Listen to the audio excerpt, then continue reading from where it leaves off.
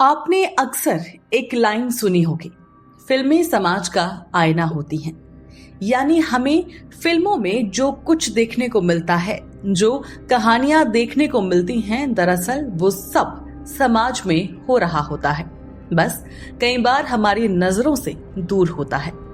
इसी तरह समाज को आईना दिखाते हुए बॉलीवुड के पॉपुलर डायरेक्टर राम गोपाल वर्मा ने 2011 में एक फिल्म बनाई थी, नॉट अ लव स्टोरी।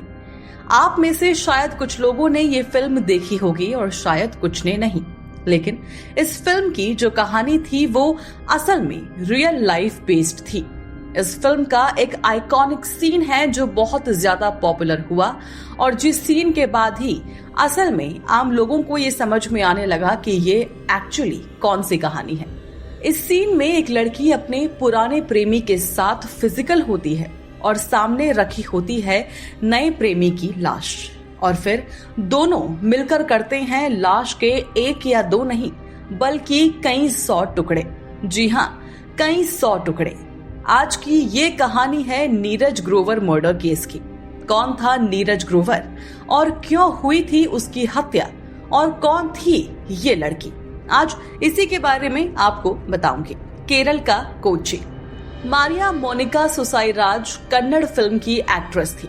2002 में कन्नड़ फिल्म जूट से मारिया ने अपने करियर की शुरुआत की थी, लेकिन अब मारिया फेम पाना चाहती थी, इसीलिए मारिया ने रुख किया बॉलीवुड फिल्मों का।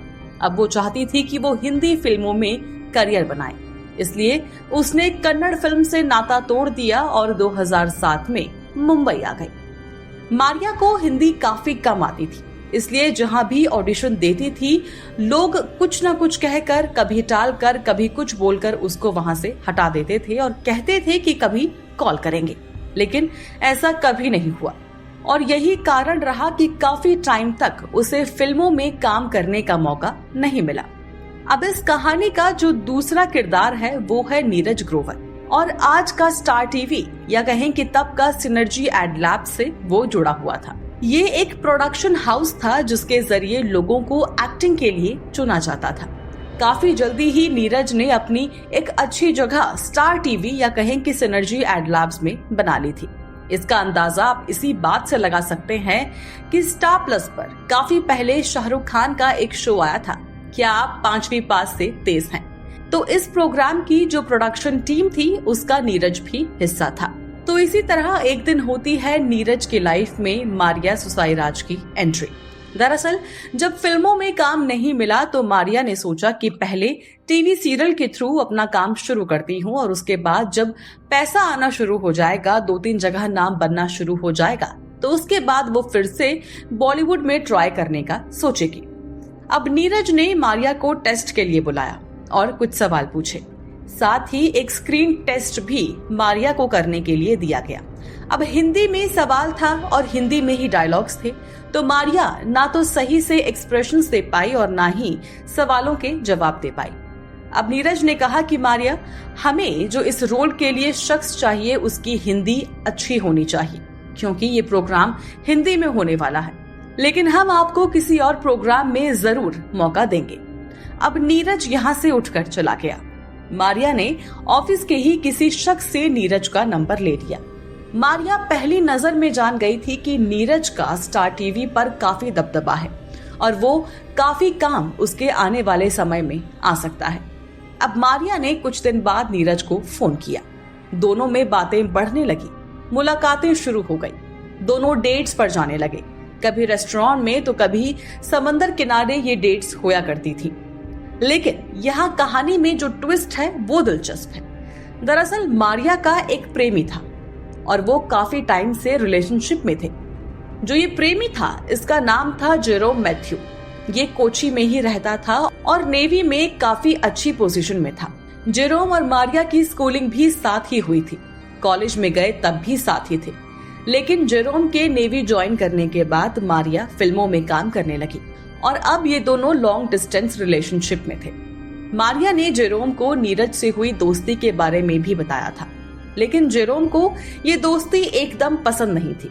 हालांकि वो कुछ बोल भी नहीं पाता था। कुछ रिपोर्ट्स बताती हैं कि जेरोम शुरू से काफी शक्की नेचर का था उसे आसानी से मारिया की बातों पर विश्वास नहीं होता था। ऐसे में जब एक अनजान शहर मुंबई में मारिया की दोस्ती किसी अनजान शख्स से हो गई तो जेरोम को जलन होने लगी। बहरहाल कहानी आगे बढ़ती है। 6 मई 2008 मारिया ने मुंबई के मलाड इलाके में नया फ्लैट लिया। नीरज से शिफ्ट करवाने में मदद मांगी तो नीरज चला गया। रात के 10 बजे मारिया को जेरोम का फोन आया। दूसरी तरफ नीरज भी कुछ बातें कर रहा था। कुछ ने कहा कि शायद वो फोन पर बात कर रहा था। अब जेरोम को ये लगा कि रात के 10 बजे उसकी गर्लफ्रेंड के फ्लैट पर कोई शख्स है, कोई मर्द है, तो उससे सहा नहीं गया। उसने कई बार पूछा मारिया से कि तुम्हारे फ्लैट में कौन है, तो मारिया ने कहा कोई नहीं है, मैं घर पर अकेली हूँ। लेकिन जेरोम के कानों तक नीरज की आवाज पहुंच चुकी थी। जेरोम ने मारिया से यहाँ तक पूछा कि तुम्हारे फ्लैट में कहीं नीरज तो नहीं है। मारिया ने कहा नहीं, कोई नहीं है। और इतना कहने के बाद मारिया ने तुरंत फोन काट दिया। 11:30 बजे के आसपास जेरोम ने दोबारा फोन किया और पूछा कि क्या नीरज अपने घर चला गया है। मारिया ने इस सवाल का जवाब देने के बजाय फोन को ही स्विच ऑफ कर दिया और इसके बाद जेरोम ने कई सारे कॉल्स लगातार मारिया के फोन पर किए। लेकिन अब मारिया का फोन क्योंकि स्विच ऑफ हो गया था तो जेरोम ऐसे में गुस्से से भर गया। उसने रात में ही मुंबई पहुंचना तय किया। पहली फ्लाइट पता की। कोच्चि से मुंबई की ये फ्लाइट सुबह 3 बजे की थी। जेरोम ने ये फ्लाइट पकड़ी और मुंबई आ गया। अब मारिया ने उसे अपने फ्लैट का पता बताया था। फोन पर बातचीत के दौरान कई बार मारिया ने फ्लैट के आसपास की लोकेशन भी जेरोम से डिस्कस की थी, इसलिए उसे मलाड के उस इलाके में पहुंचने में कोई भी दिक्कत नहीं हुई। सुबह के 7:30 बज रहे थे और जेरोम मारिया के नए फ्लैट के गेट पर खड़ा था। उसने बेल बजाई। अंदर मारिया और नीरज दोनों थे, लेकिन जिस फ्लैट में शिफ्ट हुए अभी इन दोनों को 24 घंटे भी नहीं बीते थे। उस फ्लैट में सुबह 7:30 बजे भला कौन आ सकता है। दोनों पहले काफी ज्यादा डर गए, लेकिन इसके बाद मारिया ने सोचा कि कोई आस पड़ोसी होगा या फिर गार्ड होगा। अब मारिया ने दरवाजा खोला तो उसके होश उड़ गए। सामने जेरोम मैथ्यू खड़ा था। वो बिना कुछ भी बोले सीधा अंदर आ गया। अब ये घर क्योंकि 1 BHK था, यानी कि एक कमरे वाला घर था, तो जेरोम को बहुत मेहनत नहीं लगी उस एक कमरे तक पहुंचने में। जेरोम उस कमरे में पहुंचा तो नीरज ग्रोवर बिना कपड़ों के बेड पर लेटा था। दोनों के बीच मारपीट शुरू हो गई।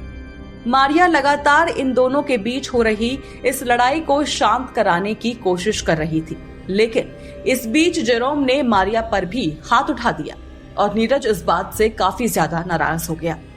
नीरज ने पलटकर उससे लड़ाई करनी चाहिए, हाथ उठाना चाहा तो गुस्से से तिलमिलाए जेरोम ने किचन से चाकू उठाया और नीरज पर ताबड़तोड़ प्रहार शुरू कर दिए।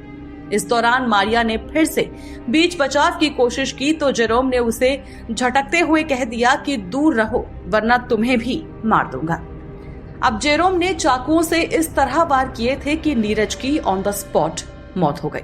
नीरज की मौत होने के तुरंत बाद जेरोम को ये रियलाइज हुआ कि उसने कितना बड़ा कांड कर दिया है। उसने एक शख्स का कत्ल कर दिया है। जाहिर तौर पर जेरोम ये सब कुछ सोचकर नहीं आया था। वो तो ये तक सोचकर नहीं आया था कि उसकी गर्लफ्रेंड के फ्लैट पर उसे कोई शख्स मिलेगा। लेकिन इसके बाद जेरोम और मारिया बातचीत करने लगे। दोनों ये डिसाइड करने लगे कि नीरज की इस बॉडी का क्या करेंगे, कैसे छुटकारा पाएंगे और कैसे कत्ल के इस चंगुल से बाहर निकल पाएंगे। कुछ रिपोर्ट्स बताती हैं कि नीरज की हत्या करने के बाद जेरोम और मारिया ने सेक्स किया था। दोनों ने शारीरिक संबंध बनाए थे, यानी नॉट अ लव स्टोरी का वही सीन घूम कर आ जाता है जो फिल्म में राम गोपाल वर्मा ने दिखाया था। सामने नीरज की लाश थी और मारिया और जेरोम सेक्स कर रहे थे।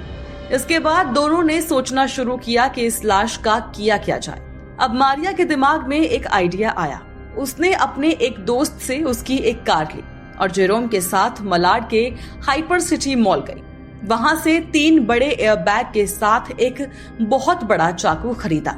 इसके बाद इन दोनों ने एक रेस्टोरेंट में खाना खाया। दिन में करीब 3-4 बजे के आसपास जेरोम और मारिया घर लौटे और अगले 1 घंटे में नीरज की लाश के कई 100 टुकड़े कर दिए। उन टुकड़ों को तीनों बैग में डाला और इसके बाद उन बैग्स को गाड़ी में रख दिया। दोनों लाश लेकर ठाणे साइड वाले हाईवे पर निकल गए। शाम के करीब 7 बजे पालघर जिले के मनोर पहुंचे। गाड़ी से बैग उतारे और उस पर पेट्रोल डालकर आग लगा दी। जेरोम रात भर मारिया के साथ उसी फ्लैट में रहा और 8 मई को 12:30 बजे मुंबई से कोच्चि की फ्लाइट पकड़ी और वापस चला गया। अब नीरज 8 और 9 मई दोनों दिन ऑफिस नहीं पहुंचा तो दोस्तों ने उसे फोन लगाया। फोन स्विच ऑफ आ रहा था। मारिया को फोन लगाया तो उसने कहा कि 7 मई को वो रात में चला गया था और उसके बाद से उसकी नीरज से कोई भी बात नहीं हुई है। दूसरी तरफ परिवार वालों को भी नीरज के गायब होने की खबर लग गई। उन्होंने पुलिस में केस दर्ज कराया नीरज के लापता होने का। पुलिस अपनी जांच शुरू करती है। सबसे पहले ट्रेस किया जाता है नीरज का फोन, जिसकी लास्ट लोकेशन मिलती है मारिया की फ्लैट पे। अब पुलिस पहुंचती है मारिया के पास। जैसे ही पुलिस जिक्र करती है नीरज के फोन का तो मारिया तुरंत नीरज का फोन लाकर उनको दे देती है। कहती है कि जिस दिन घर शिफ्ट किया था उस दिन शायद नीरज अपना फोन घर भूल गया होगा। पुलिस ने कहा कि इसके बाद क्या आपकी नीरज से बातचीत हुई? तो मारिया ने कहा नहीं कि किसी भी तरह की बातचीत नहीं हुई। पुलिस ने गार्ड से मारिया को लेकर पूछा। उसने बताया कि हाँ, ये मैडम हाल फिलहाल में ही यहाँ शिफ्ट हुई हैं और कल उनके साथ एक सर भी थे। गार्ड ने एक चीज बताई जिसके बाद पुलिस का जो शक था वो मारिया पर बढ़ गया। गार्ड ने बताया कि अगली सुबह मारिया और उसके साथ एक शख्स था जो नीरज नहीं था। उन दोनों के हाथ में एयर बैग्स थे और बैग्स पूरी तरह से फुल्ली भरे हुए थे। पुलिस को पता चला कि गार्ड जिस शख्स की बात कर रहा है वो और कोई नहीं बल्कि जेरोम मैथ्यू है। इसके बाद जेरोम मैथ्यू को भी पकड़ लिया गया और पूछताछ के लिए मुंबई लाया गया। हालांकि जेरोम मैथ्यू पूरी तरह से तैयार आया था, जैसे उसे पता रहा हो कि पुलिस का कौन सा सवाल कब आएगा और कौन सा क्रॉस क्वेश्चन होगा। जेरोम हर सवाल का जवाब सही तरीके से दे रहा था, लेकिन इतनी परफेक्शन से उसका जवाब देना भी पुलिस को शक करने पर मजबूर कर ही रहा था। इसके बाद एक बार फिर मारिया को पकड़कर लाया गया और इस बार सख्ती से पूछताछ हुई।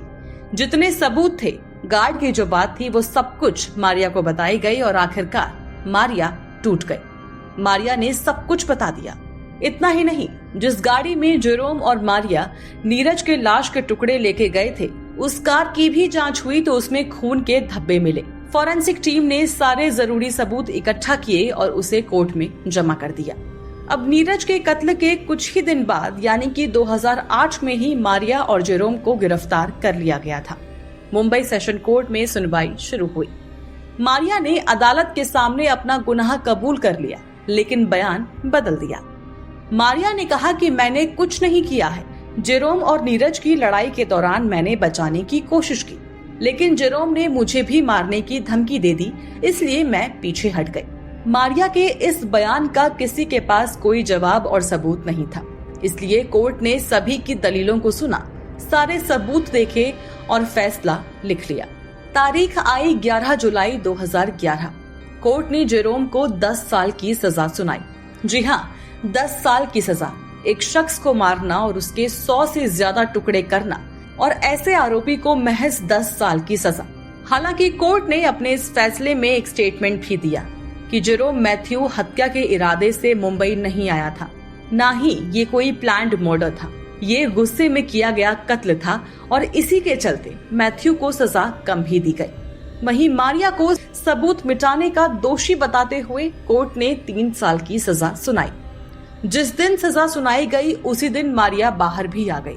याद दिला दें कि 2008 में ही मारिया को अरेस्ट कर लिया गया था और 2011 में कायदे से उसके 3 साल पूरे हो चुके थे। हालांकि कोर्ट के इस फैसले से नीरज ग्रोवर का परिवार संतुष्ट नहीं हुआ। परिवार ने कहा कि ये सरकार का काम है कि वो इस फैसले को हाई कोर्ट में चैलेंज करे। हमारे पास इतना पैसा ही नहीं है कि हम इस लड़ाई को आगे तक ले जाएं। लेकिन नीरज ग्रोवर किसी के लिए कौन ही था, ना ही किसी बड़े आदमी का बेटा था और ना ही किसी नेता का कोई रिश्तेदार। तो किसी ने भी कोर्ट में इस फैसले को चैलेंज नहीं किया और जेरोम वो भी 2018 में जेल से बाहर आ गया। तो क्या कुछ कहेंगे आप इस केस को लेकर? जरूर शेयर कीजिए हमसे अपने व्यूज अपने कमेंट्स के थ्रू और सब्सक्राइब करना बिल्कुल ना भूलें हमारा चैनल डार्क टेल्स।